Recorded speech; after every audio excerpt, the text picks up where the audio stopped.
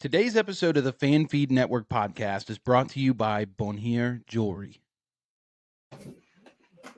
We have made it, ladies and gentlemen, to the final week of the NFL fantasy football season, regular season, that is, week 14. Man, last week before playoffs, I cannot believe that this is happening to us, that it's gone by so fast. We're getting prepped for playoffs, and tonight we've got a special show. We're going to look back at our Fan Feed Network 2025 NFL mock draft, the draft that we did in the preseason right before the season started, to review our hits, our misses, and everything in between. We're also going to take a quick early look ahead at the 2026 drafts and see which guys have risen, who are our favorite targets for next year, who are guys we're keeping our eyes on. That will probably help you guys who are playing Dynasty target some guys that you might want to hit before the season next year. But yeah, we're just looking ahead and having some fun. So anyway, if you're new to the show, make sure you subscribe to the channel, like the video, comment, hang out with us. If you've got any questions that we can answer for you, start sit questions, waiver wire questions. Some of you may still have a trade deadline that hasn't hit. So if you've got trade questions, anything like that, throw it in the chat. We'll do our best to answer whatever you've got.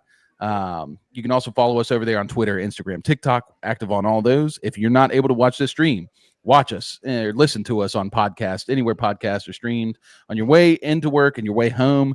But fellas, we're back. Alex, how was your Thanksgiving?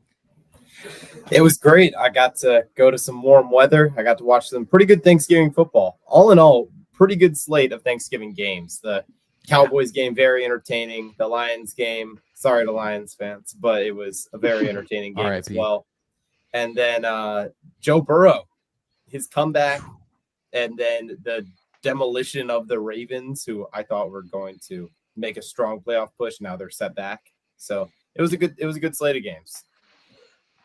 Yeah, honestly, it was a great slate of games. I loved it. Couldn't believe the Packers beat the Lions, so it felt like really easily. Didn't feel like the Lions really had a chance that whole game, but and also can't believe the Chiefs lost, and that's probably why Logan didn't show up today. Outside of the fact that he's extremely busy, his Chiefs are struggling. But anyway, Dom, how was your Thanksgiving, my man? Great, pretty good. Same with me. I love watching the games. Really kind of disappointed in the Ravens. That was really surprising, but awesome Thanksgiving, really good food. Next day I got to watch my Bears beat the Super Bowl champs. So all in all, pretty good break. That was an insane beatdown. Like, oh man, that's got to feel good as a Bears fan. Oh, it's too good to be true. Something bad will happen. Don't worry. Yeah, well, you got the Packers this week, so battle for the top of the division. I still think the Bears might win that. Caleb, how about you? How was your Thanksgiving? It was pretty good. Let's see. Ate food, tossed the old pigskin around. Usually, as you know, Cam, all the brothers get together. We play basketball or football. And this was a nice little reminder that my body is not as young as it used to be, even though I am not that old. But Lord, fellas, I was huffing and puffing. That's why I give still a lot of respect to guys like Matthew Stafford and Aaron Rodgers who are in the league still doing it. But yeah, great football. It was tough watching, man. It was fun watching all the really good teams play on Thanksgiving and also Black Friday. And then it felt like Sunday came and all the trash teams came in. And I was like, this isn't as good. But overall, it was still football. I enjoyed it. Yeah. We've got Xavier in the chat. Says hello. Hope you guys are having a good day. What's your favorite team? I'll tell you right now, me and Caleb up here are Steelers fans. Alex, if you can't tell by his hoodie, he's a New York Giants fan. Oh, come on. and Dom, let me see. Dom, don't you have your jersey on? I do. Hold on, let me see. You got the. Let's go.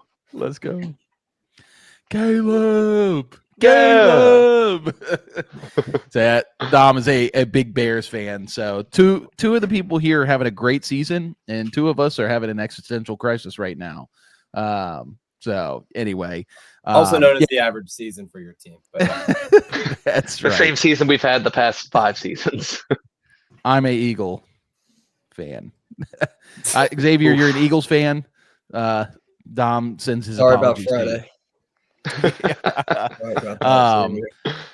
Yeah, Thanksgiving was rough. Me and Caleb are the older 2 brothers in our family. We've got 2 younger brothers, and we played 2-on-2 with them. And me and Caleb were on the same team, which seems wild that the 2 oldest brothers would be on the same team. But our 2 younger brothers are nasty, and we barely won. But it was no help from Caleb. It was all me, which I can't say often. Because I've definitely lost it.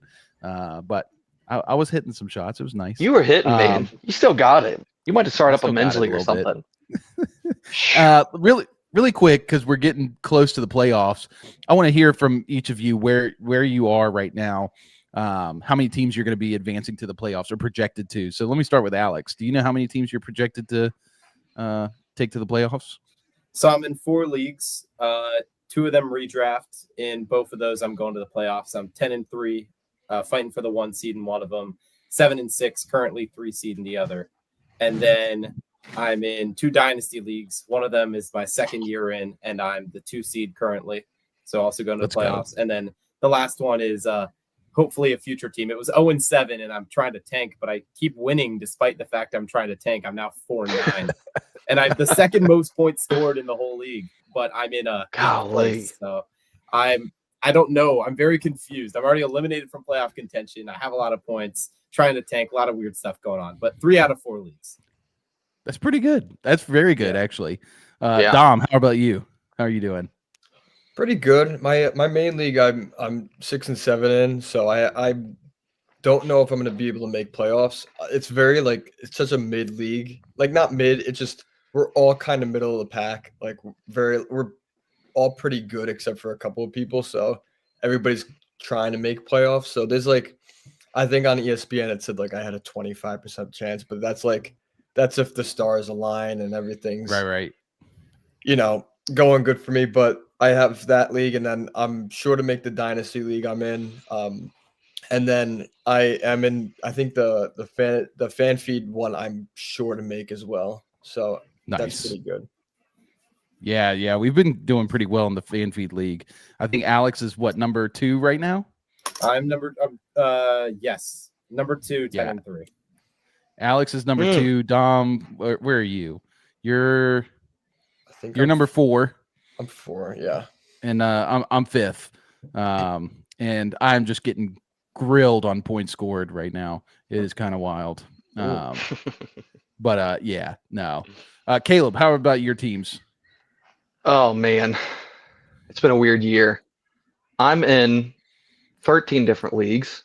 It used to be 14 until I got chopped from a chop league I was in last week. So now it's just 13. But a lot of these leagues are just dynasty leagues, orphan teams I took over, and I'm tanking, doing some small things. So I don't really look at all of them.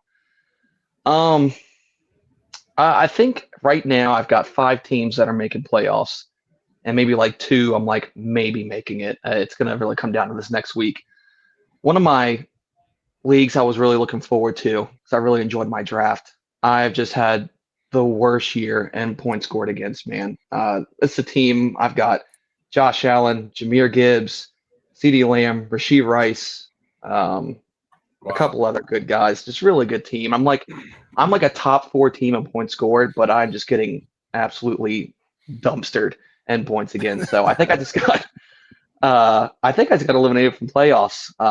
I played one of the worst teams this past week, and he had Kyle Monungai, Kamani Vidal, and somehow they all just dropped over 20 on my dome piece. So that hurt a lot. And then I just lost to Cam in my main dynasty league, and we were both fighting for a first round buy. And his team torched me. I didn't stand a chance. Thanks to Lamar Jackson giving me 7 on Thursday night. Yeah. So that felt really good. Yeah, that was not good. That was the highlight of my Thanksgiving was whenever I play Caleb in Dynasty, he usually trumps me. It's just wild. And last year he won the championship in that league. But this year is my year. After I beat him, I sent the meme of CJ Stroud patting Caleb Williams' shoulder. Or no, Caleb Williams. Wait, no, it is CJ Stroud patting Caleb Williams' shoulder. Yeah, And it's I Stroud. just messaged Caleb and I said, "Hey man, don't worry, you gonna be a great player in this league. Keep your head up, man. Keep your yeah. So for me, I'm having a great year. So 3 out of 5 redraft leagues are gonna make the playoffs, which is wild because my redraft teams have been really bad. I'm barely making the playoffs in most of those. One of them, I might make it, but I'm pretty sure I'm out. I am in a chopped league. I'm down in the bottom. I mean, how many teams are left? 6, like 6 teams maybe. So that's fun. And then Dynasty is where I'm crushing. Usually I'm like rebuilding teams and all this stuff. This year I've got 7 out of my 11 Dynasty leagues going to the playoffs. I've got, I think, four of those leagues, 4 of those teams have a first round bye. I'm the number 1 team in the league. So I'm feeling pretty good, man. I finally shifted my strategy in Dynasty this year from always tanking and always rebuilding to actually like buying good players and keeping a good mix of young and, some veterans. And it's paid off handsomely, I would say. We'll see in a couple weeks because knowing my luck, I ain't winning nothing this year. So anyway, let's get into this. We've got something to show you guys. So we're going to look back at our 2025 mock draft. We had a lot of viewers join this draft, and it was a great time. It was our first fantasy podcast. It was the one that we were like, okay, this went so well. We're going to do this throughout the year. So that was fun. But we're going to take a look at our teams, and we're going to judge ourselves hard. We're going to see which guys hit and which guys were not hits. So here's the first half of the draft. I couldn't fit the whole draft board in. You've got Alex over here in the number 1 slot, Caleb at the 2nd draft slot. Dom is over there. What is that? The 6th slot. And then I'm right there at the 7th slot. So we were all right beside each other. You can also see Logan on the back end there. Yeah. So we'll start with this. Actually, I'll just go like this. Dom, looking at your team now, you started Saquon, Devin Achane, JSN, Jalen Hurts, Cortland Sutton, TJ Hawkinson. How do you feel about that draft? I mean, that Achane and JSN stack is Woo! nasty. I mean, nasty. If you move CMC over and switch it with Saquon, that would be a fantastic draft. But obviously, we didn't know that the Eagles would offense would just die this season. So I'm happy with that stack. Jalen Hurts is a nice pick. I do think that one thing Alex said in that video that I totally agree with, and I should have probably listened to, was to wait on your quarterbacks. A lot of the time, you see guys right after him, right before him. Devontae Adams was right there. Who else? I mean, Egbuka was not too far after. So guys like that you could really grab so early. And quite honestly, I mean, Jalen Hurts is Jalen Hurts, but guys like Baker Mayfield and Dak Prescott are good, and you could pick them up in the later. Yeah, I was about to say Drake May. We'll probably see that in the next screenshot because Drake May went super late. Lot of late quarterbacks this year. This was definitely the year to go late quarterback. Caleb can probably say a lot about that because both Josh Allen and Lamar Jackson are on his dynasty team. Got to feel good having those 2 names in your starting lineup, but it hasn't really panned out very well this year. One thing I'm looking at on your draft selection there is you got sniped on Egbuka. I don't know if you were even thinking Egbuka before Sutton, but then Pickens right after. Oh, yeah. Dropped the ball. Okay, I don't know if you guys have ever seen that NBA meme. It's like all those like great players, and it's just like that nobody, like in the NBA drafts. And it's just like that. Like, but that happens. Like, who knew Cortland Sutton would lose his job to Troy Franklin? Dude, and that's the beauty of like fantasy and football in general. So it really is. All right, let's look at Caleb's team. Caleb, you started in the 2 slot. You started with Jahmyr Gibbs, Trey McBride, Amarian Great Hampton, start. Travis Hunter, Calvin Ridley. Almost so good. But you tell me, Almost. how do you feel? Well, it's always easy to look back in hindsight and be like, what was I doing, in the moment? Because we don't know. But I really liked my start, starting with Jahmyr Gibbs, and then coming back around with Trey McBride. Obviously, have been hitting a lot more as of late.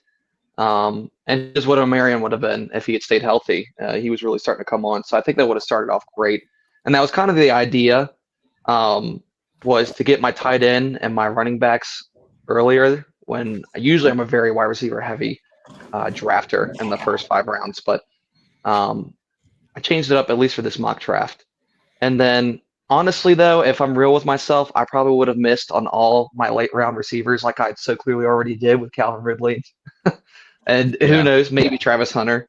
It's just guys I wasn't even thinking about, like the George Pickens, Chris Olave, Wan'Dale Robinson is the 10th highest scorer in receivers right now. Like, I don't know who would have been thinking about that. If you were, then please tell me how you were on that. Yeah. So overall, I like the scheme, and I'll probably pursue that more in more redraft leagues next year. Yeah, it's not bad.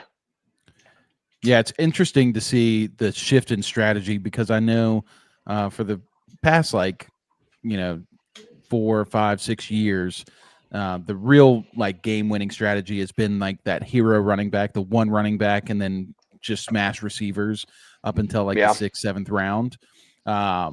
And you changed it up and took 2 running backs in the first 3 rounds and started with a tight end. So your first receiver came in round 4. And obviously it's Hunter. Unfortunately he didn't hit. We had he could have hit, but there are a lot of guys in this round 4, round 5 range. You got Devontae Adams, George Pickens, Emeka Egbuka. McLaurin's been hurt most of the season. Jameson Williams been okay. Rashee Rice would have been a good one, but you'd have to wait on him. A lot of those wide receiver twos. Yeah, even Chris Olave was such a value. Yeah.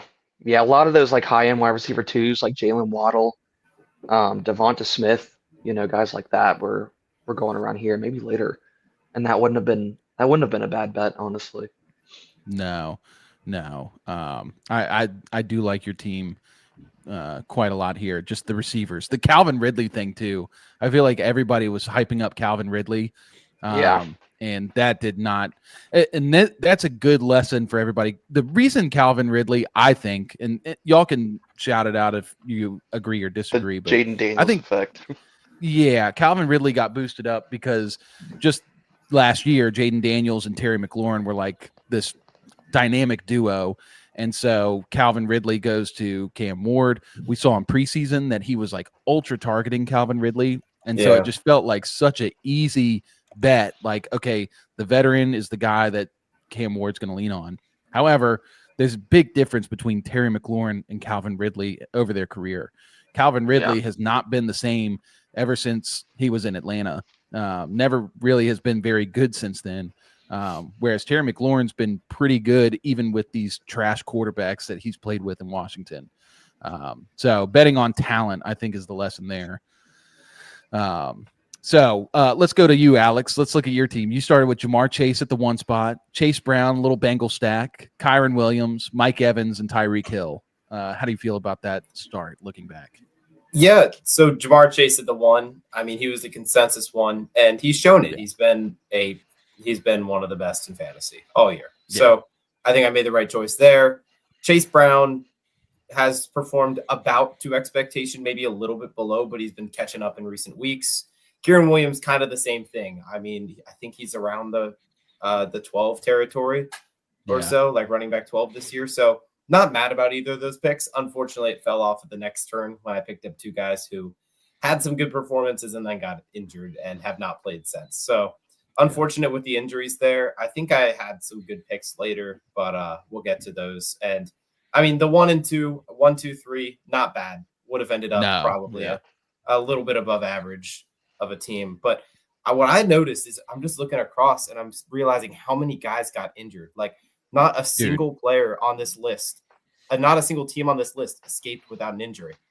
Yep. And that's insane how many good players in fantasy football got injured this season. Just except for honestly you, Dom. Nobody on your team really got injured, but Saquon just or me. perform well, so kind of weird. Yeah, or just bad team play.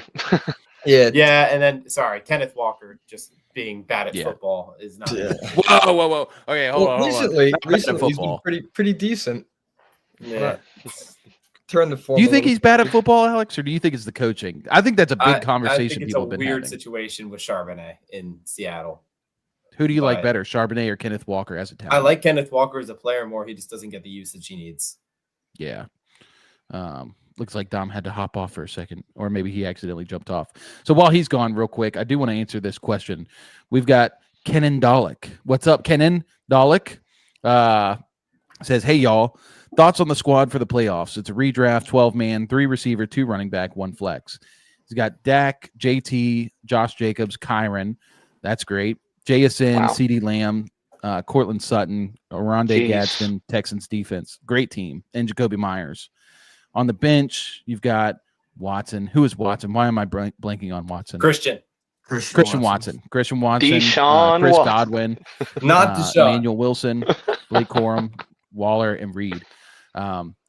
Dude, I don't know notes, right? Yeah, I mean, is no notes. That's a great team. No notes. I don't know how you came away with majority of those guys. That's really good. Yeah, it looks like 5 guys who went in the first 3 rounds, but I that's guess solid, man. Job. You should feel very confident. Well, yeah, and I love. Go ahead, Don. Were you going to say something? No, I was just reiterating what you guys were saying. Like, I don't know how that happened. Yeah, and it's a 12-man league. Yeah, that's crazy. Jeez. Well done. Good for you.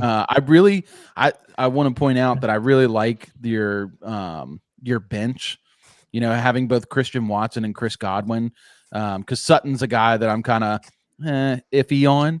But Watson's been playing super well right now, and if he's available in anybody's leagues, he should not be.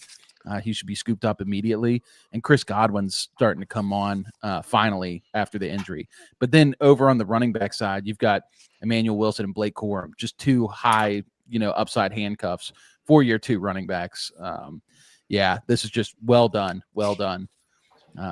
Let us know how your playoff run goes, because you're definitely in there.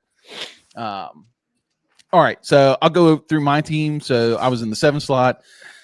I took Christian McCaffrey, A.J. Brown, Kenneth Walker, Devontae Adams, George Pickens, Rome Odunze. Pretty happy with this team. It's funny because when we did this draft, this was a lot of people that I know, and they know how I like to draft, which is rookie heavy. So if you look over at Time for School's team, what a terrible team. It's a great team on paper, but you lose Neighbors for the season, Bowers for the season, Travion, he's barely coming on now. RJ Harvey barely coming on now. Igbuka started off hot, but has flamed out. Not trying to bash him, but this is a team that I would have loved to have drafted. Like, I would have loved to start Malik Neighbors and Brock Bowers. Yeah. But I started McCaffrey and A.J. Brown. And honestly, this was the one I auto-drafted A.J. Brown on. Not upset. I probably would have taken Bowers or Achane there in hindsight, but I auto-drafted. But either way, it's not a bad team. A.J. Brown and Kenneth Walker just struggles. I mean, A.J. Brown's been playing well the last few weeks, so that's been fine. And I probably would have been able to survive with Devontae and Pickens and even Odunze, because Odunze's starting to taper off now while AJ's starting to heat up. So that might have worked out. McCaffrey was the pick. I think what I love the most about this, because I think we had this conversation, was like there was so much risk involved. He had the Achilles strain, or what was it? Achilles tendonitis. Mm-hmm. Really scary injury. And, I just basically made the bet, and it's safe because it was a mock draft. There was no money involved in this, but my bet was that McCaffrey would just be the best player in fantasy football if he stays healthy. And sure enough, he has stayed healthy. Don't know how, because they've given him even more work than he has in the last few years. He's on pace to have his second 1,000-yard rushing and 1,000-yard receiving season ever. Lord.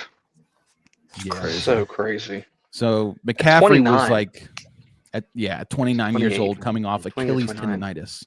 Yeah. What a dog. Love that.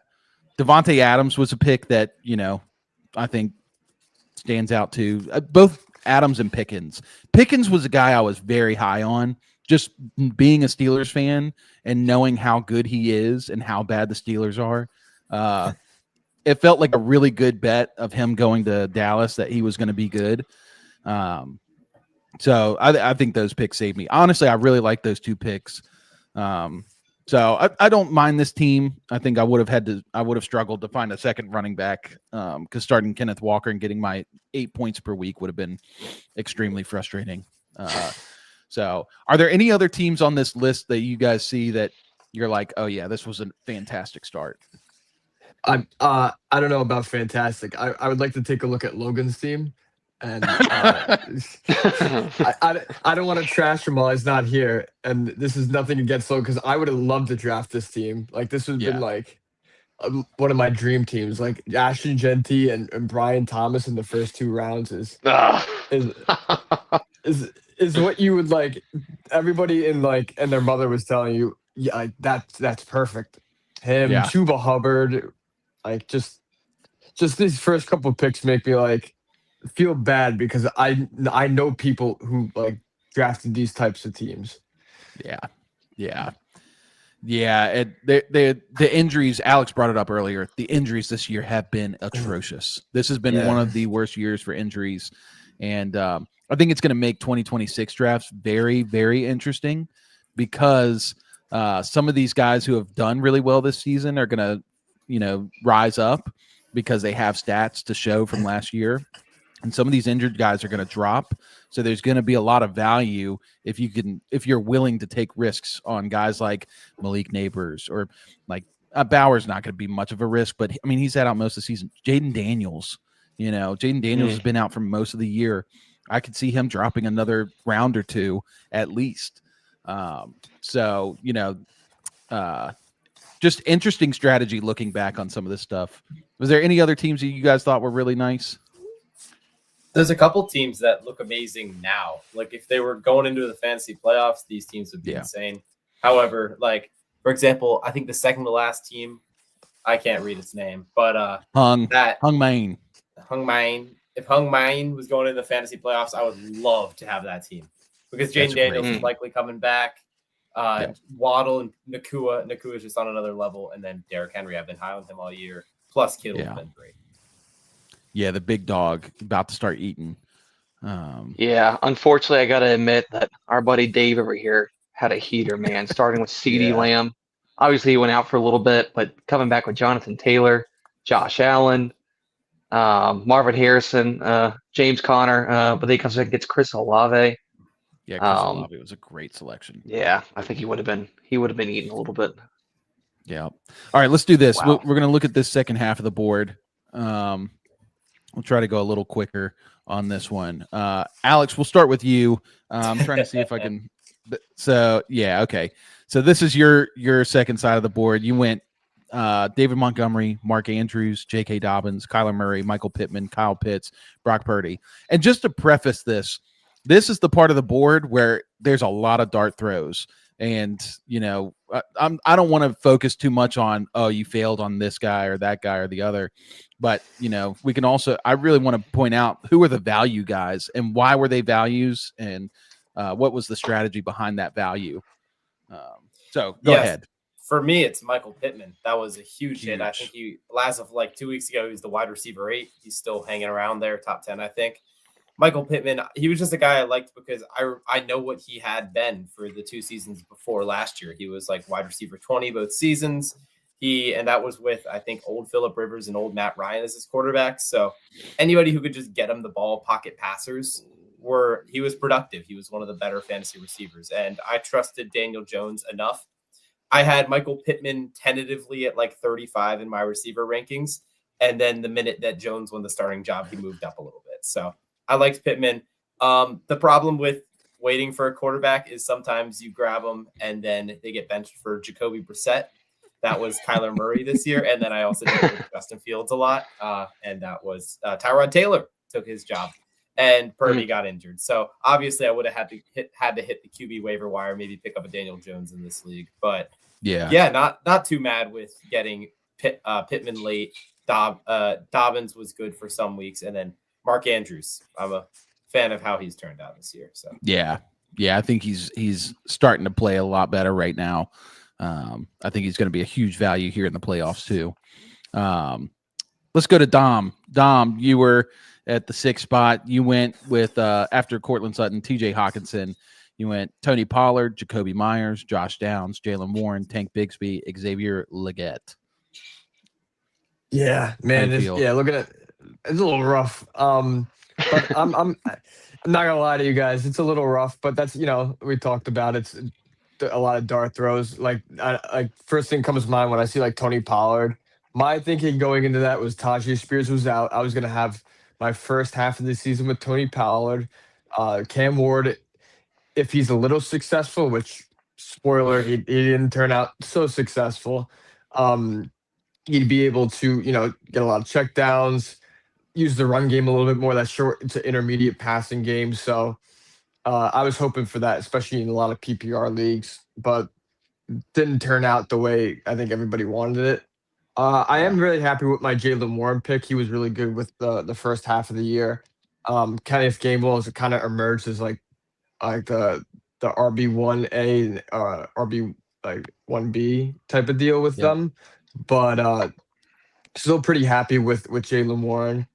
Tank Bigsby was my sleeper. I thought he was going to go to the moon, and then he ended up going to Philadelphia. So so definitely not good with there. But like everybody else is saying, a lot of dart throws. So and that's what happened. Josh Downs was good for a couple weeks. Jacoby Myers, if I was in the playoffs. Somehow he would be a starter on my team in the playoffs right now. So, yeah. No, I do like the team, especially Warren. Warren was a great value pick, and Jacoby Myers. Those are the two guys that stand out the most to me. I think the process was right on Downs. It just hasn't come to fruition. Alec Pierce, just too good. All right, let's go over to Caleb. Back in the 2 slot, he takes Mahomes, Stephon Diggs, Juwan Jennings, Jaden Higgins, Marvin Mims, Darnell Mooney, Ramondre Stevenson. What do you like there, Cabes? As much as I like to say that I was all in Mahomes, I'm pretty sure I auto picked on the Mahomes one. I was considering auto it, pick. but yeah, great auto pick. As he is I think he's the number 1 QB in points right now. I'm not. Allen is, wrong. but Mahomes is number 2. Is it? Okay. Thank you.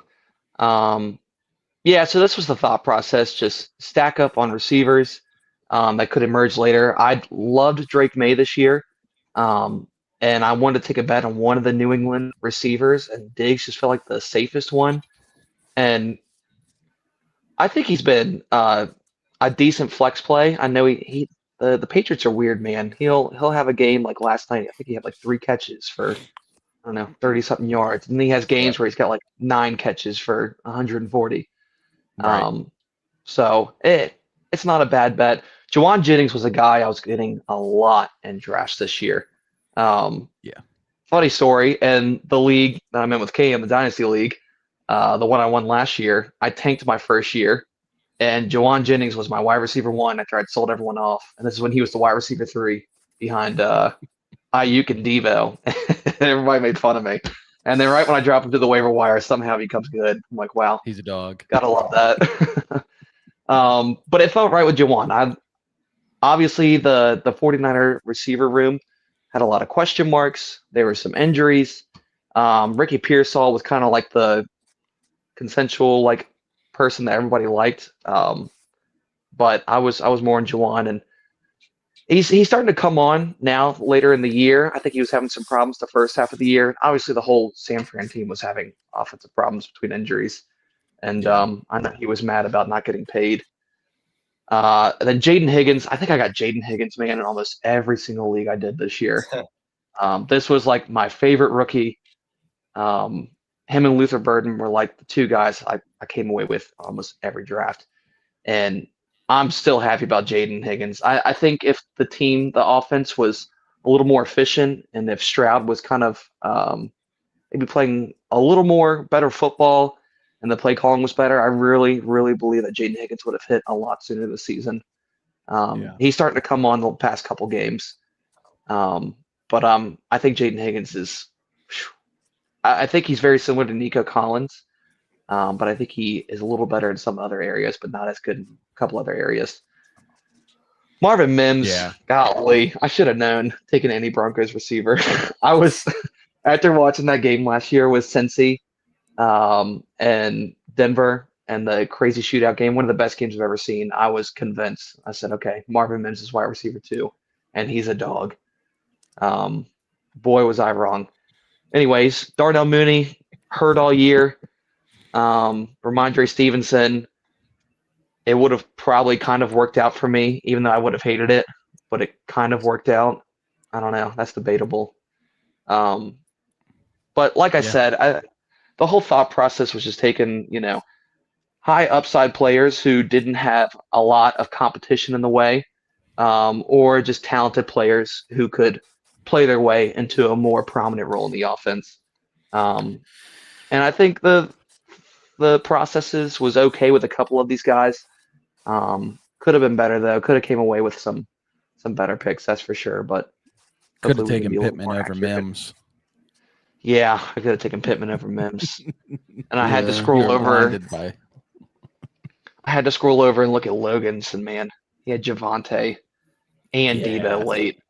And that's Dak. Crazy. And the Broncos and defense. Dak. Yeah. Wow. Logan definitely made up for the early draft bust that he had with some of those guys.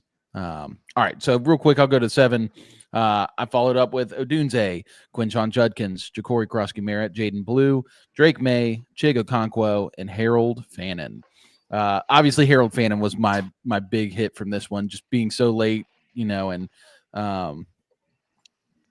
just he wasn't even like anywhere near this ADP. I was definitely a reach, but I was just convinced the best player to ever come out of Bowling Green.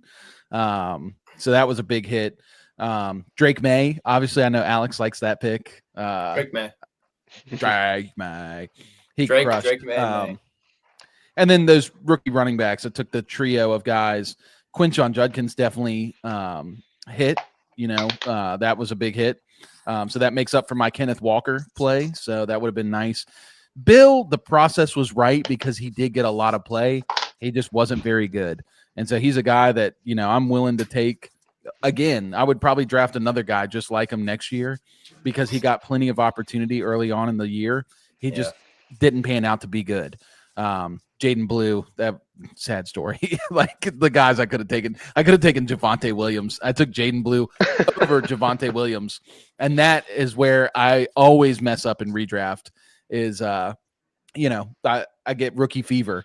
So that's a great thing to learn from me is the strategy of don't just always fall in love with the new rookie, especially Jaden Blue, who's a 4th round guy when Javonte Williams was a former 2nd round pick. And the team reports were very high on him coming out of preseason. Is there any other picks in this draft that you see that are really good? I can tell you one right now is over there at B. Sapino. I think he was the 10th pick. He got Scatabo in the 10th round. Yeah. That was a big hit until Scatabo went down with injury. And he also Tucker took Kraft Keenan Allen. Man. Tucker Kraft was a good one. But unfortunately, he got injured. Huge. Good for a while, that's for sure. Dude, yeah, Kraft, I mean, I think we could all agree on this, that Kraft probably would have been a top 5 tight end. If not, maybe even top 3. Yeah. I like to shout. Sorry, go ahead. Oh, no, my fault. I was going to shout Cam out for making that Harold Fannin pick. He was so hyped about that in the draft. That was pretty awesome. Yeah, it's nice when they hit. We won't remember the Jaden Blue one, but we will remember Harold Fannin. Of course. shout out to Dave. He took Tyler Warren and Travis Etienne, 7th to 8th round, and that was a very, very good set of picks, I would say. I'm trying to see, is there anybody else on here that we like? I think that's pretty good. Luther Burden did not pan out. It's a bummer. All right, let's do this. Trying to find the right setup. So now what we're going to do, there we go. Now what we're going to do, we're going to look towards the 2026 draft. We're going to look through the first round and see some current draft rankings. And I just want to comment quickly on like which guys we like the most out of the first round, and then which guys we think will probably not be worth the first round pick as of right now. So I'll read this off to you. It's Bijan, Jahmyr Gibbs, Jonathan Taylor. Well, let's just start with the top 6. Bijan, Jahmyr Gibbs, Jonathan Taylor, Jamar Chase, Devin Achane, Christian McCaffrey. I'll start with Alex. Alex, is there somebody in here that you feel like probably is going to drop out of the top 6 or will be a bust in the top 6 out of these guys? Who was the other receiver other than Jamar Chase? It was just Jamar Chase. So 5 running backs and 1 receiver is Jamar Chase. Who was the 5th guy you said? It was Devin Achane. Oh, Devon Achane. Out of the 6 of them, I might have to go with CMC. It sounds crazy. Yeah. But yeah, I just think he has the highest fall off potential out of them. Like we're seeing him. He is the number 1 running back in fantasy this year. However, he is completely receptions based. He's not that efficient on the ground. It is just receptions. Next year, it's going to be a healthier offense. And also, I mean, I hate to go by trends like this because they're so arbitrary, but he hasn't had 2 healthy seasons in a row in his whole career. So, yeah, it's going to be, I would say Christian McCaffrey out of those 6, just because the others have proven themselves so strong, like to be such strong fantasy players for sure.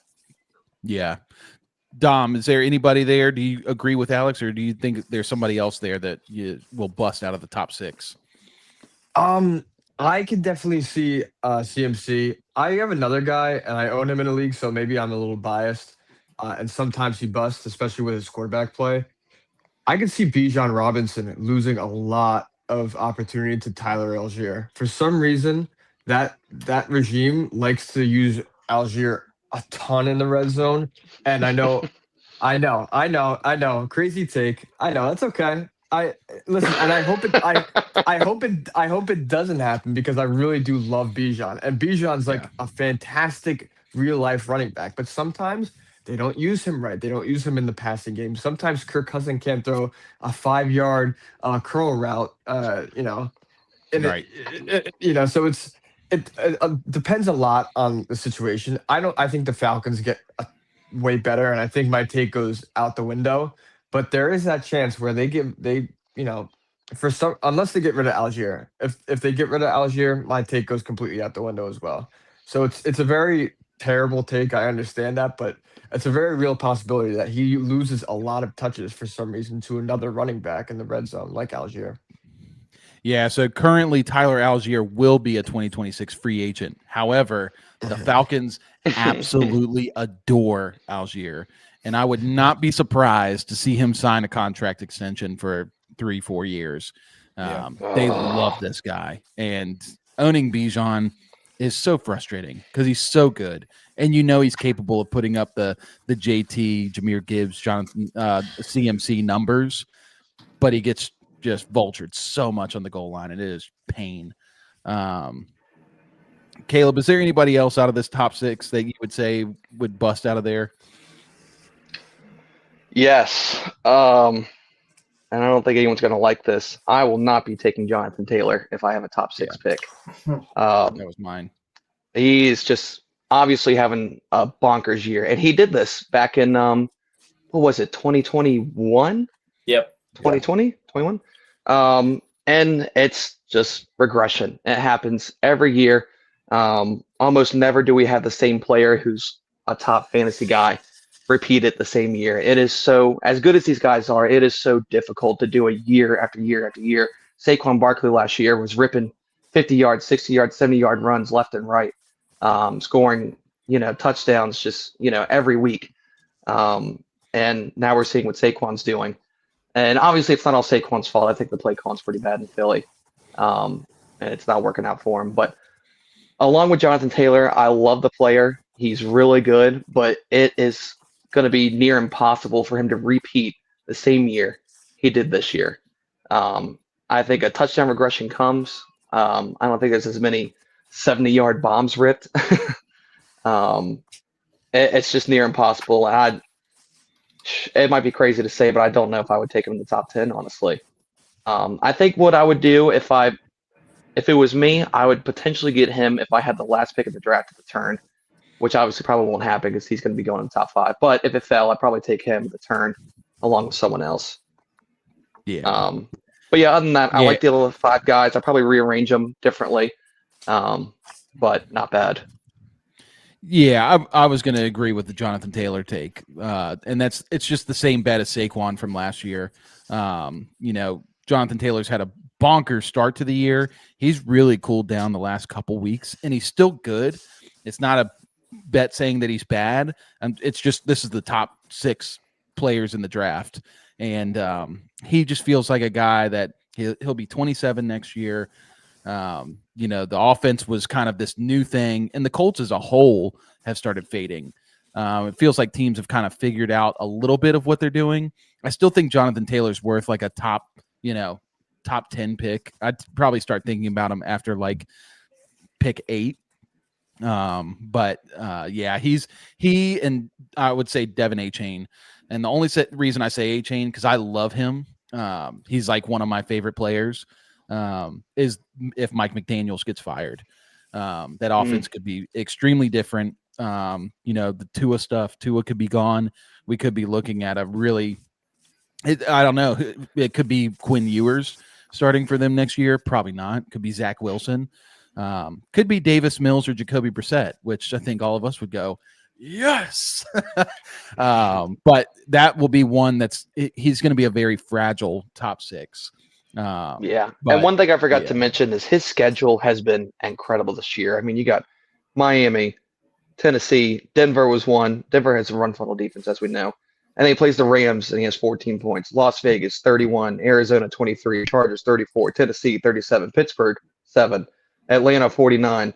Kansas City, 8 points. Houston Texans, 15 points. So it's like a very light schedule. And then every time he did play a well-coached defense, which was only like 3, he was, for the most part, withheld.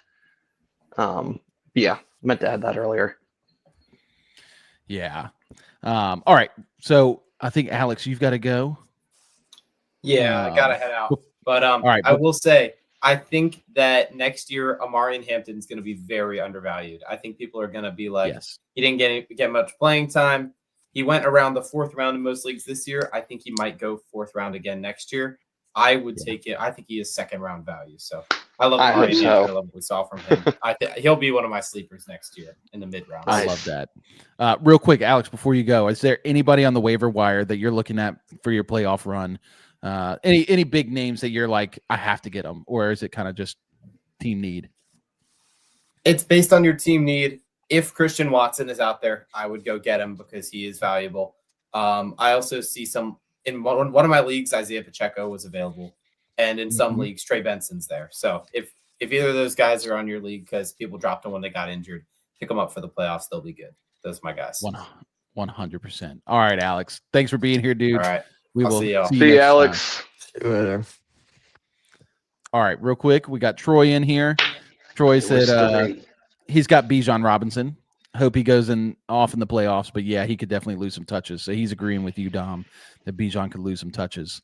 Bummer. All right, let's go through the next 5 and up until pick 12. So right now we've got JSN, CeeDee Lamb, Puka Nacua, Rashee Rice, Ashton Genty, Devontae Adams. That's the top 12. That is crazy to have Devontae Adams at the 12th pick. I would say right off. I'll start with this one. I'm just going to say Genty and Devontae are going to be my 2 busts there. I think that I just think Genty's going to be stuck in a bad offense again next year. They've got a lot of work to do. Still believe in the player. He just should be going closer to like round 3. And then Devontae Adams, like super touchdown dependent. I still love the player, but he's old. I mean, he'll be 33 next year. And I just think that he's going to be a guy that should probably go later, second to third round still, rather than the first round. Any guy that's buoyed by touchdowns, you just got to be wary of him going into the following year. Dom, who do you see here that you think might bust? Or is there a guy here that you're like, this guy should be going higher? I'm looking at this right now, and I was looking at it before as well. I was looking at. I agree with you 100% about the Devontae Adams thing. Like, I was looking at a stat before of just he leads the league in touchdowns, so he has 14 touchdowns. I think he has 22 red zone targets, which is like absurd. So like insane. For like a 32-year-old guy, like he's not going to have that same role next year, especially if Puka Nacua is still there. I don't even know if he still stays with LA. Like, I don't know how long his contract is. I don't know what his regression looks like. You see guys like D-Hop, 1 year they're fantastic. They're making fantastic catches for the Cardinals, and then another year they're on the Ravens and they're the third string wide receiver. So regression can happen like that. We already thought he regressed after leaving Green Bay, so I would probably value him less a little bit. I'd like to do something a little different. I'd like to move JSN up. I would put JSN in that first round. I hearing that he was in that, that second tier players, that upset me a lot because he's not going to have any I took that competition. personally.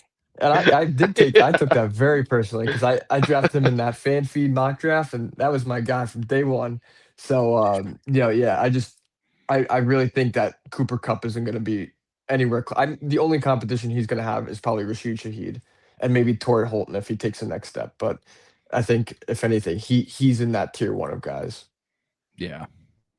Yeah, I love that. Cabes, what about you, dude?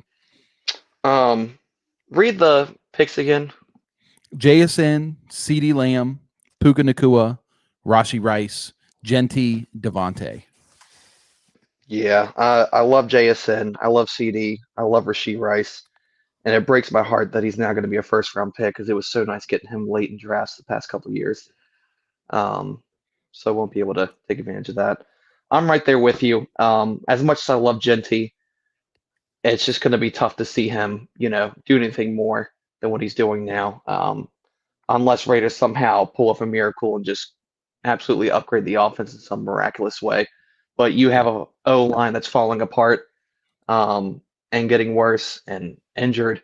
You got Geno Smith, who can't push the ball down the field. And you've got offensive coordinators that don't want to scheme you any better plays than a halfback dive or a halfback belly. Right. So it's tough. And I'm really surprised that he's actually on this list, to be honest with you. But yeah, same thing with Devontae, man. I love Devontae. And he fits the scheme. They have a perfect scheme for him this year in LA, and they've executed it beautifully. I mean, honestly, Matt Stafford to Devontae Adams in the red zone within 5 yards is almost as sure a bet as a Jalen Hurts tush push on the goal line. It's been incredible to see. But yeah, Devontae's getting older. The touchdown regression is going to hit. I think he'll still be a decent player to have, but I would not be drafting him this high. Yeah, definitely.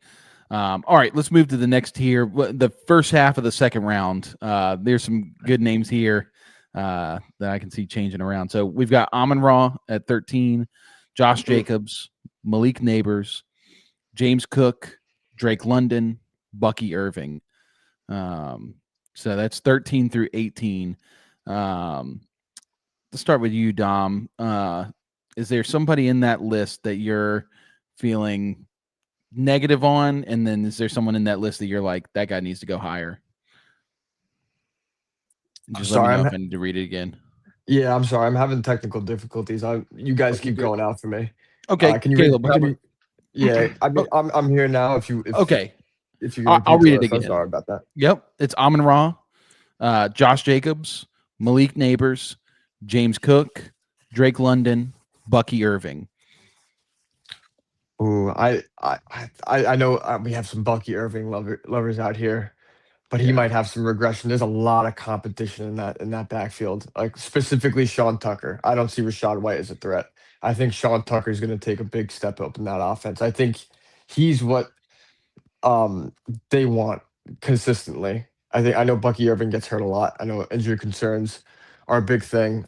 So especially even with Rashad White, he's in and out of that lineup.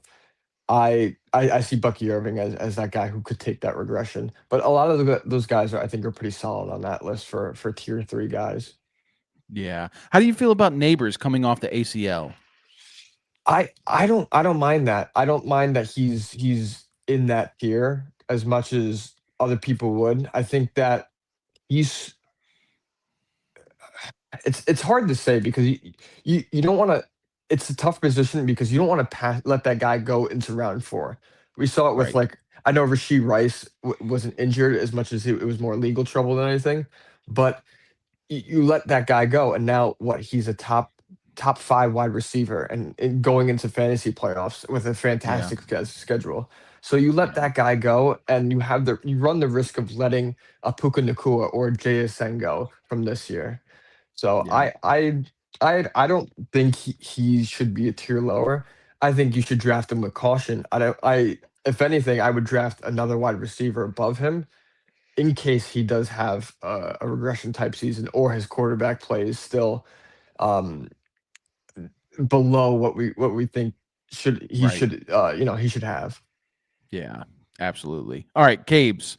Out of that list, you need me to read it again? Yeah, one more time. I'm sorry. Amon Ra, Josh Jacobs, Malik Neighbors, James Cook, Drake London, Bucky Irving. Okay.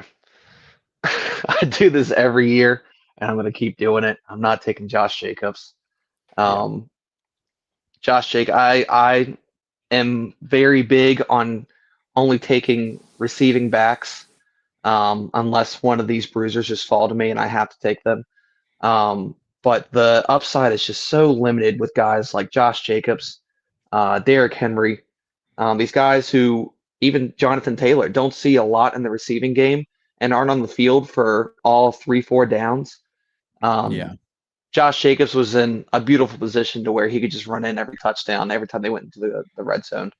And again, it seems to be the theme tonight, but these guys who are very touchdown dependent, it's just hard to really believe in them and keep drafting them, especially as they get older, especially with the Green Bay Packers offense that I still have very little faith in. Yeah. And maybe they'll prove me wrong again. Who knows? Maybe Josh Jacobs again goes for 12 to 15 touchdowns and just keeps doing it. But I'm willing to wait and take the younger upside player that has that receiving upside that hasn't fully hit their ceiling yet.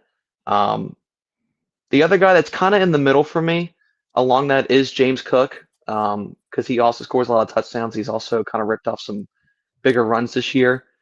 However, he has kind of set himself apart from the other running backs in this room. I know there was a lot of talk about Ray Davis, and then they've been weirdly using, oh my gosh, the guy from New York. I can't remember his name at the moment. Ty Ty Johnson. Johnson.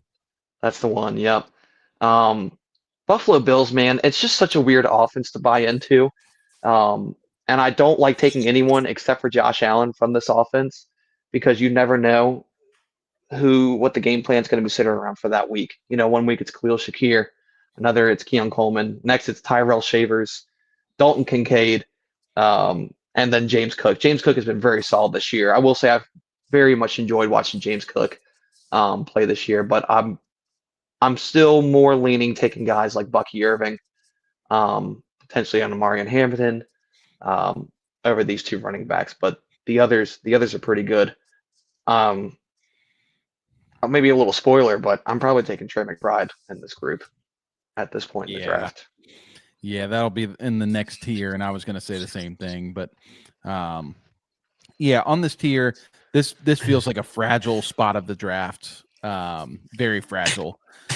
Whereas before, those like the back end of the draft, like if you're in the 12 spot and you get that double tap in the second round, it feels so good. This one does not feel nearly as good as it has the past few years. Like Amon-Ra is a good one. I like Amon-Ra because he's so consistent, but then Jacobs don't want.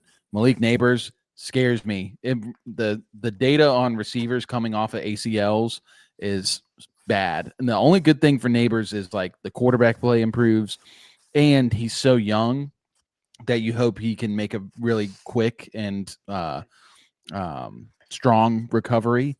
Has there been any timeline on that? Do you guys know? Will he be back week 1? From what I had heard, I think it was him that they had struggled. He just had surgery a couple 5 weeks ago. So he had that injury for a couple weeks, and they were waiting for the swelling to go down on his knee before they did surgery. So he didn't get that immediate surgery to fix it. So his status is up in the air for week 1.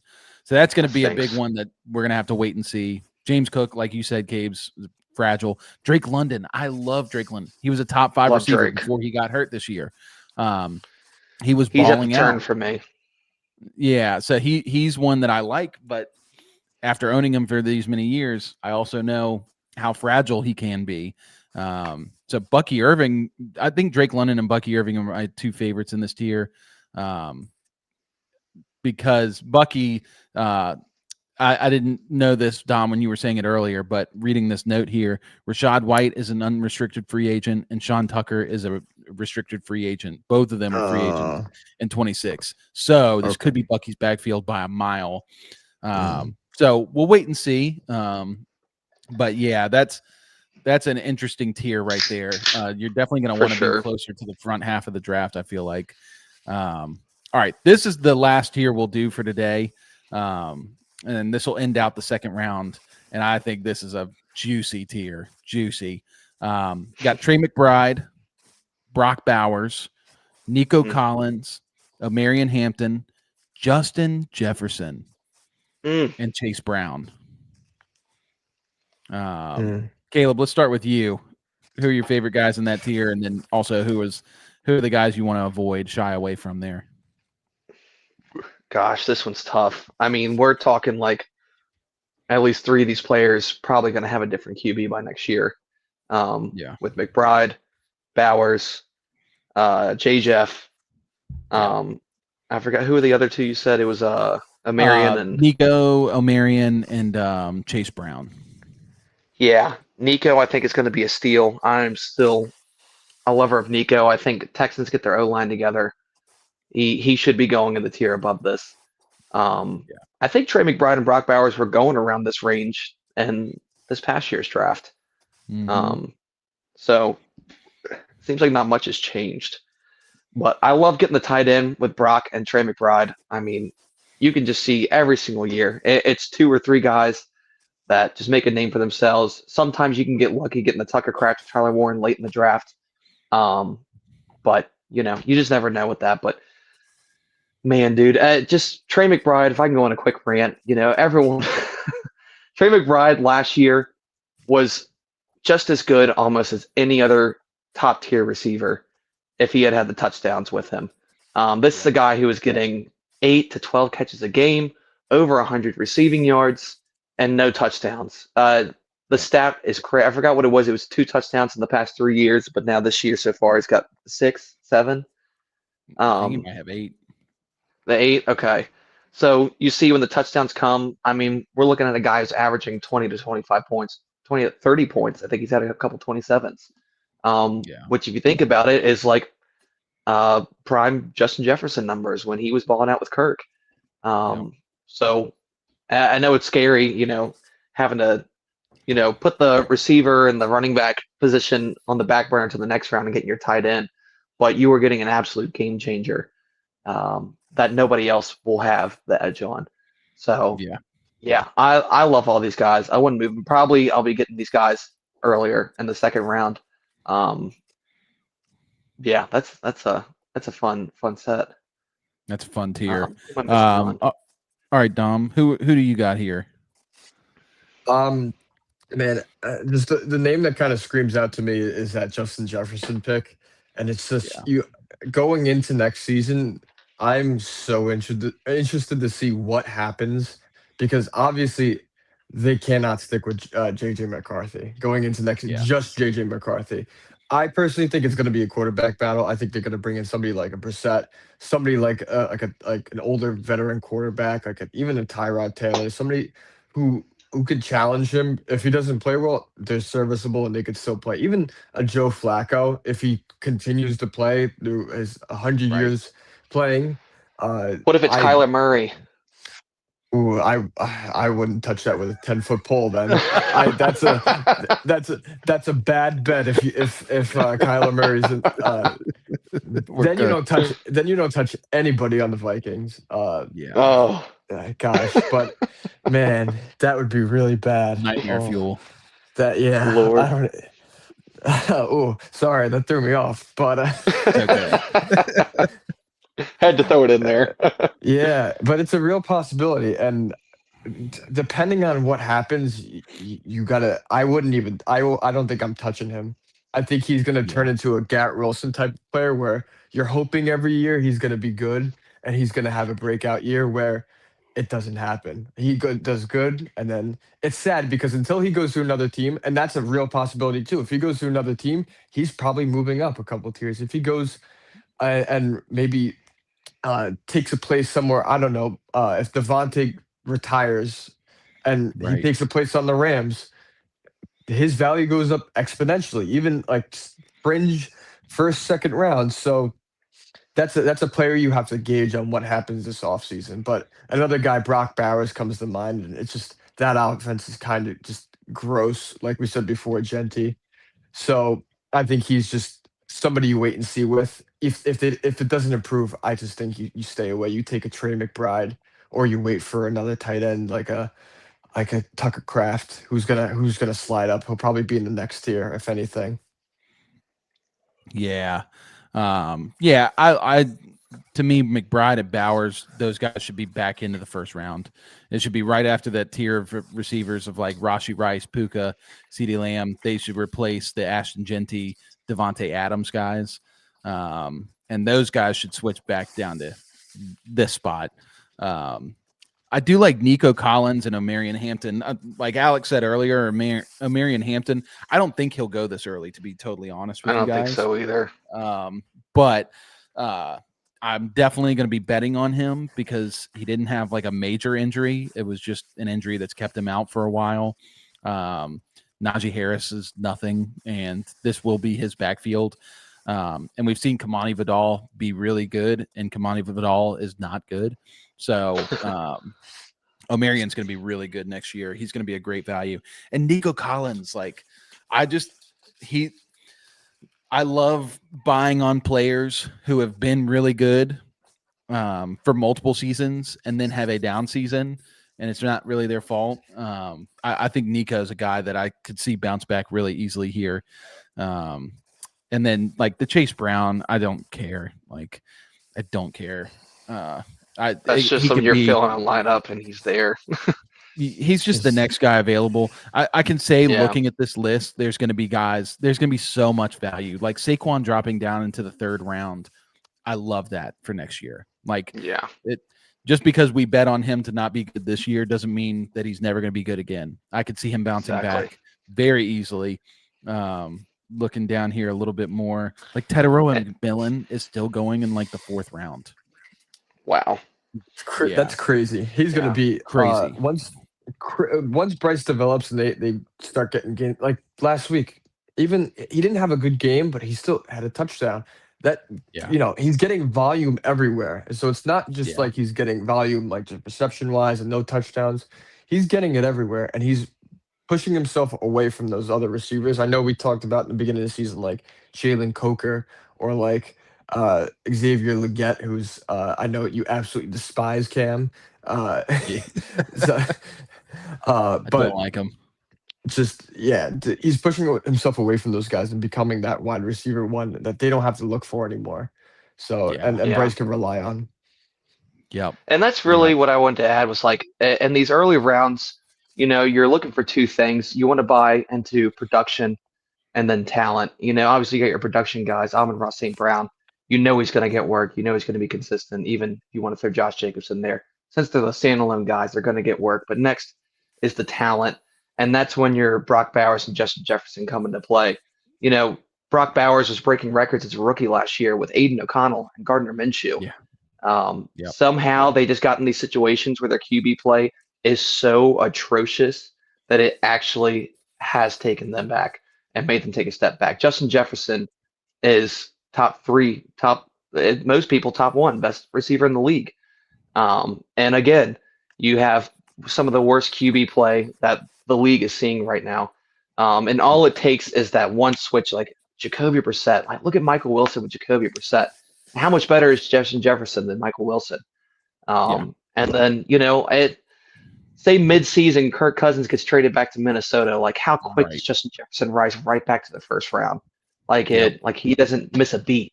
Say with Brock Bowers, as soon as they go make a move to get someone that, I guess the scariest thing is watching one of these teams maybe buy into a rookie in the first round of this year's draft. And then we still have our question marks. But like I said, in the end, I'm always going to buy talent. If a player is good, he's going to find a way. And the offense knows that a player is good. They're going to find a way to give him the ball. It's just very unfortunate how it's panned out this year. Dude, Brock made the craziest catch Sunday. That was the worst throw I've ever seen from 2 yards out. I've ever seen a QB make, and Brock still finds a way. That's the one last thing I wanted to add in. Yeah, I totally agree. Troy says that he read somewhere that the Vikings may look to get Daniel Jones back. For those who don't remember, he spent some time there in Minnesota at the end of last year after he got cut from the Giants. And I think that would be great for Justin Jefferson. So good. And I'm not a huge Daniel Jones guy, but he can at least get the ball to Justin Jefferson. And that's all Jefferson needs is somebody who can get him the ball. Where would you guys put Jefferson if Daniel Jones went? Back up in the top 6. Mm-hmm. Yeah. Michael Pittman is a top 10 receiver this year. How much better is Justin Jefferson than Michael Pittman? He'd be right in that tier with Jamar Chase, right beside him. That's the early look ahead at the 2026 draft. Obviously, there's so much to change. So many things coming up. I'll say this for you dynasty nerds, the biggest buy of the offseason is going to be Bashal Tutin. I know Dom is just irritated, just flustered that I keep bringing him up. But ETN is a unrestricted free agent in 2026. And, he's played well at the beginning of the year, but he has definitely tapered off. I think the team lets him go. He's not worth the money. Bashal Tutin, that will be his backfield. Him and LeQuint Allen will be splitting backfield duties. And, so it'll be Bashal's season all year next year. Got to keep him on the team. All right, real quick before we head out, it's 8:20, maybe a few minutes. We can just talk about our favorite waiver ads this week. If y'all want, I could just list off a couple names and you tell me, how interested you are in them. And we'll just try to do these quickly. So Pat Bryant had 7 targets this last game. He's playing a lot more routes. Cortland Sutton has been tapering off mightily. Is Pat Bryant worth an ad in your league, Dom? If you need receiver help, very deep leagues, I wouldn't bet on that happening again. I think that Troy Franklin and Cortland Sutton are those main guys. If you need receiver help, yes, but I wouldn't be looking to add him. Cage, you're our resident Pat Bryant truther. What do you say? I've already got Pat Bryant on the teams, man. I've been stashing. It's so late in the league, man. The only way you're getting startable players right now from the waiver wires is from injuries. So the next best thing, again, look for talent. Look for high ceilings. Pat Bryant. This receiver room has not been very stellar this year. Cortland Sutton's taken a step back. Troy Franklin has taken a step up, but even still, it hasn't been anything crazy. So when there's question mark players in front of another player, like a rookie like Pat Bryant, then I'm buying into that. And there could be a late season breakout, but yeah, he's definitely worth an ad for me. Yeah, I don't see him breaking out huge. Just limited by the offense and other guys in that receiver core that are pretty good. But I definitely think he's going to be pretty solid. If he can get you a touchdown and 50 yards and a couple catches, then he's definitely worth a flex play. I'll say this: he's not my favorite receiver off the waivers this week. My favorite is the guy I was been touting the last couple weeks, Adonai Mitchell. Adonai Mitchell finally hit. He's had crazy target shares, 24%, 26%, and then 39% this last game. Because of Tyrod. He had 8 catches, 102 yards, and a touchdown, 12 targets. It's juicy. And, he's a guy that is a late bloomer this year, and he's bad at catching, real bad at catching. I will never disagree with anybody there. He's not a very good catcher of the football, but you don't have to be a great catcher of the football when you get as open as he does. And we just saw what he can do. I mean, if this Jets offense is going to be playing like this the rest of the season, and the team has been very competitive the last couple weeks, I think he is my number one gold star ad. Like, if you use fab leagues, drop all your fab on him. He's the guy that can help win leagues at the end of the year. What do y'all think about Adonai? I'll start with Dom. I'd grab him 100%. I completely agree with you. I think this next week they're playing the Dolphins. It's going to be a competitive game. They're both not great, but they're looking for a little bit of a light at the end of the tunnel. So I think it's going to be another Falcons-Jets type of game where it's going to be back and forth, the close score in the entire game.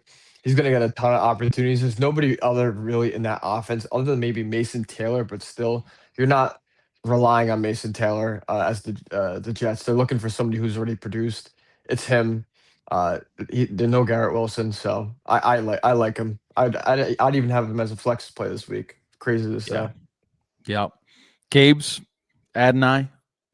Yeah, absolutely. This is kind of on the other hand what we've been talking about tonight, but this is a volume buy. This is the guy who's going to be getting majority of the receiver volume in this offense. And I'm not a crazy Adonai guy. But, like Cam said, he can separate. He's quick. You bring in a different QB who can actually push the ball down the field, and you're just expecting him to get, 8 to 12 targets a game because he is the best receiver in the receiving core, and no one really touches him. So even if the Jets aren't scoring, you can still bet on getting, 5, 6, 7 catches for 60, 70 yards. And if you can get that in your flex, if you had to put him in for a hurt player, or there's a lot of bye weeks this week that really suck, that's all you can ask for right there. Yeah.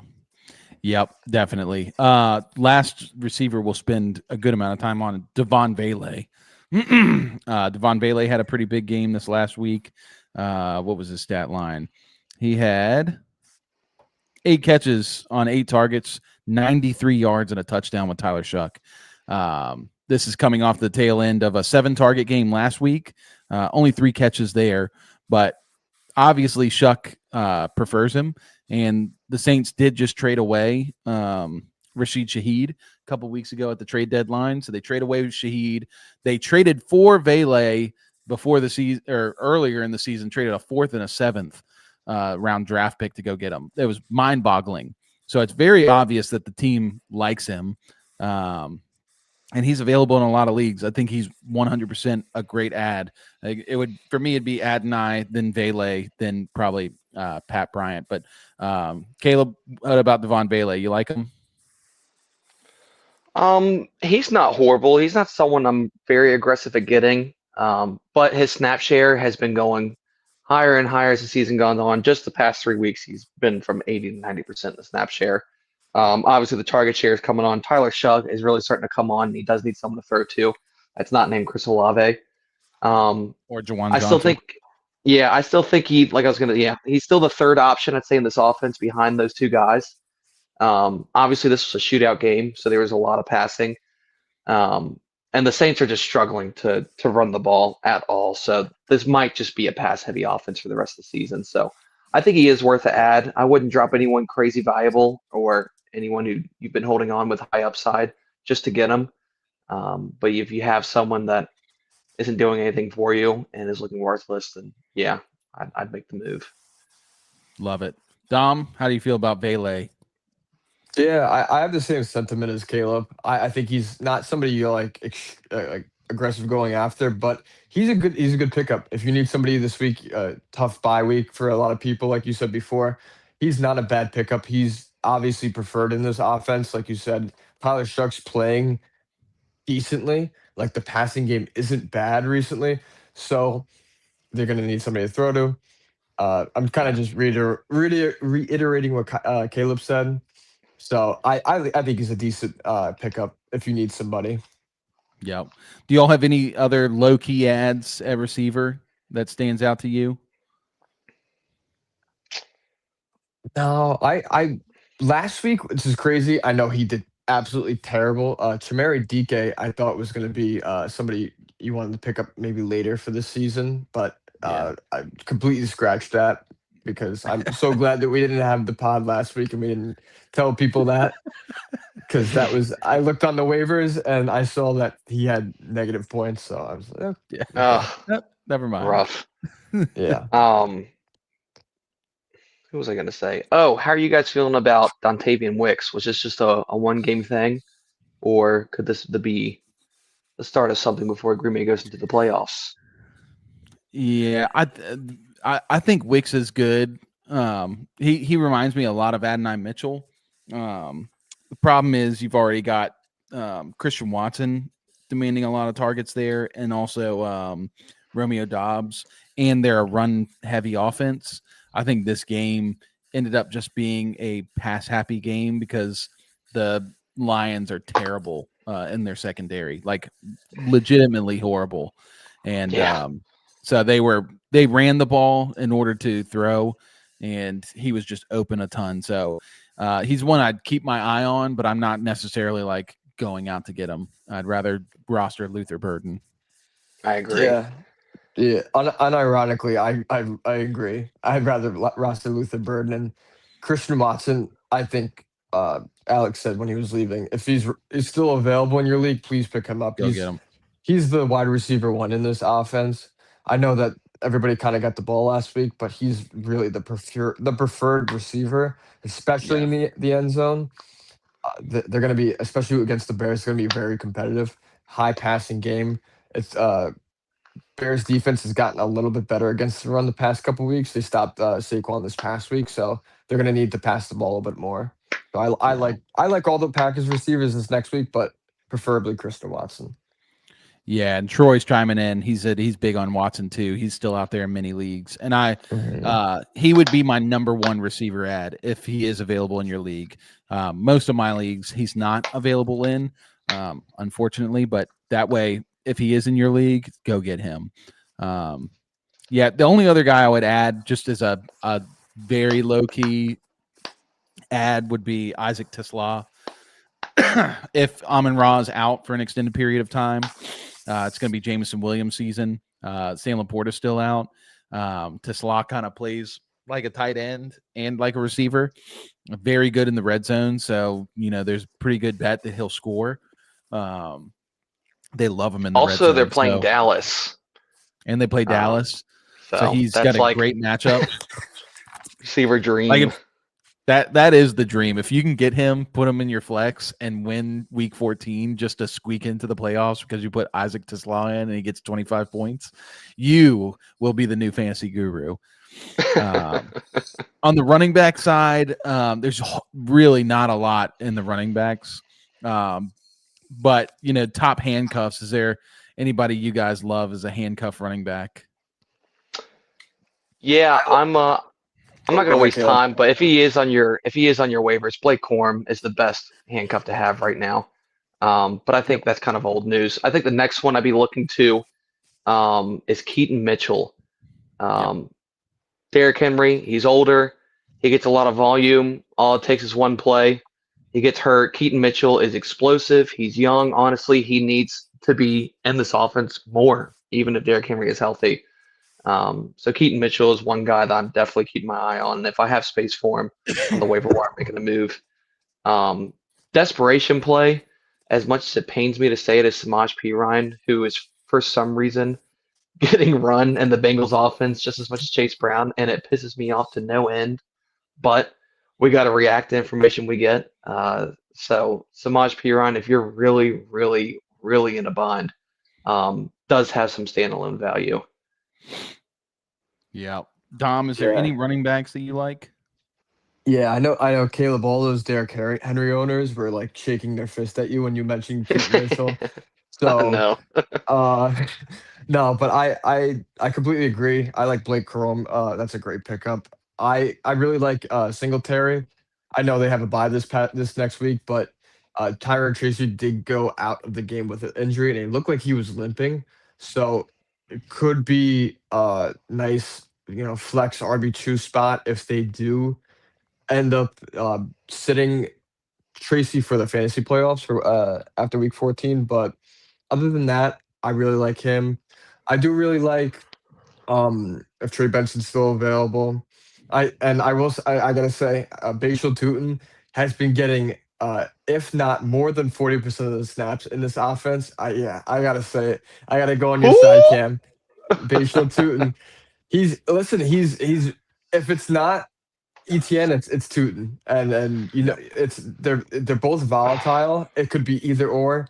So if you're gonna gamble on somebody on your waivers and you're in a pickle, you're in a bind, Bashal Tootin will get you that volume. Whether he produces or not, that's another story. But they're giving him a ton of volume, and he's productive. Yeah. So, And real quick, just so everybody knows, I was on Bashal Tutin before Cam was. I was talking about Shut up, Bashal before bro. he got drafted. Okay. Shut up, bro. I Shut up, bro. I'm a Hokie fan. I've been chanting Bashal for a while now. Cam came to me like halfway through the season. Bro, Bashal's so good. You got to trade him to me. I'm like, no, can't do it, man. Hey. I was on Bashal early. You called like Um, 8 other guys, and I missed them the rest of mine. But Bashal's the one that I've been on. all that matters That's is my one little flag for the year. yeah. we all believe in Bashal now. That's all that matters. right. We're all That's Bashal right. believers. This is now. true.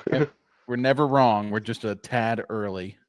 Yeah, I think all those running backs are like worthy. It's really crazy how few running backs are on the waiver wire. Yeah. I think a guy that I'm interested in, to be totally honest, is Chris Rodriguez / Bill. Mainly because when Jaden Daniels comes back, it's going to open up the running game a whole lot more. He's potentially going to be back this week. But if not, they play Minnesota this week. But if not, next week they play the Giants, and the Giants are terrible run defense. And Bill actually had almost a 30-point game while playing with Daniels. So I think Bill benefits a lot when Jaden Daniels comes back and plays because they're just really good at that RPO. They're 2 running backs I would be thinking about. Zonovan Knight, I think he's kind of a gross one, and his matchups aren't very good towards the end of the year, but he's getting a healthy workload pretty much every game. But he's got to play the Rams and then Houston, so that's going to be kind of tough. Atlanta in week 16 and Cincy in week 17. So, if Trey Benson still struggles to get out on the field, Zonovan Knight is someone. But then it's really just handcuff your top end guys. Go get Tyler Algier as much as we can't stand him. I thought Dom was going to say Tyler Algier. I was going to leave. Yeah. No, I'm so mad at him. I can't even recommend him to people. I can't do this no more. Emmanuel Wilson is another good one. Yeah. There's just a lot of guys. Just go look at the waiver wire and see which guys are backups. And then on the tight end front, really it's kind of the wild west. Fannin, if he's still out there, is a good one, I would say. Is there any other tight ends you guys like? I like Brenton Strange a whole bunch. If Brenton Strange is available in your league, I think he's a fantastic pickup. Yeah, Brenton Strange should not be on your waivers. If he is, scoop. Yeah. If Zach Ertz is there, I don't mind Zach Ertz. Yeah. Yeah, tight ends are kind of gross. It's got to take a shot in the dark. Gross. And then quarterback play, if you're still dealing with injuries, Tyler Shuck is, I think, a great pickup. He's playing a lot better. They're giving him reign of the offense so he can kind of be a gunslinger. And he's going to make mistakes. He's going to throw picks. He's going to fumble. He's going to be like the Will Levis kind of guy. But he's also got the upside Levis kind of showed in his first season. And, if you remember when Will Levis came on the scene, he threw like 8 touchdowns in the first 4 games that he played. And he was balling. And then he just cratered. So Shuck could, he's got a lot of good tools, and they played a good offense. An offense I trust. It's not a good offense. Are there any other quarterbacks you guys would be looking at? I'm in a tough one right now. I've been running with Jacoby Brissett, but his next 2-3 games are very, very tough. He's got the Rams this next week, and then the Texans, and then the Falcons. So the next guy I'm looking at, and you guys tell me what you think, and maybe someone else out there is having the same problem, is Aaron Rodgers' next 3 games is Baltimore, Miami, and Detroit. I ain't Do you starting run Aaron with Rodgers. Jacoby? You get Aaron Rodgers. I'm starting Jacoby. I ain't starting Aaron Rodgers. Go ahead and talk about it, Dom, because I got to pull up this tweet. I would 100% start Jacoby. Aaron Rodgers is just so weird. Like, he'll have good games when you don't need him to have good games, and he plays terrible matchups.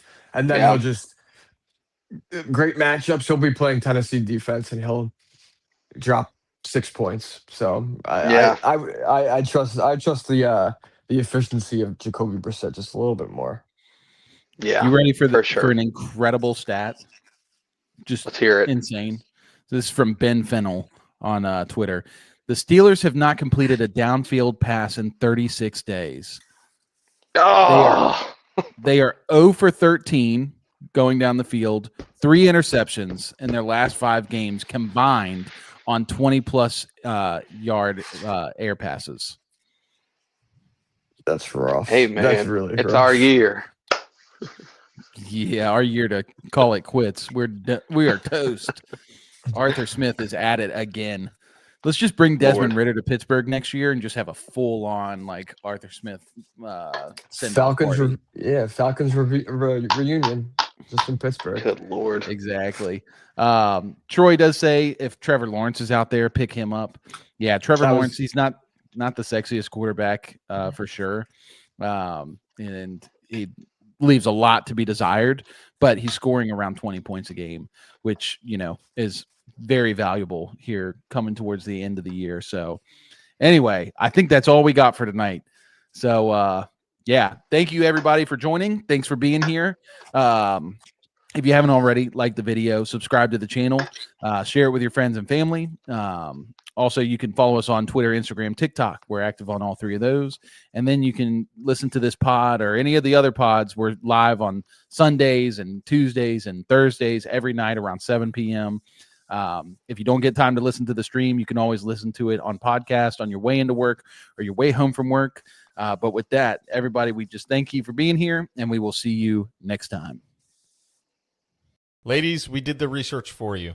Fellas, pay attention. We've partnered up with Bonheure Jewelry. Bonheure is a celebrity favorite, eco-friendly jewelry company based in New York City. They're adored by stars such as Emma Watson, Gal Gadot, Katy Perry, Kim Kardashian, Kendall Jenner, and Hailey Bieber. Their designs have been featured in top publications including Vogue, Elle, V Magazine, and on major platforms. We love them. They have great pricing for luxury jewelry. It's something that you can start planning for before the holidays get here and get it early. Click on the link in our show notes below. You can sign up for 15% off your first order. When you support our partners, you support FanFeed Network. Check them out.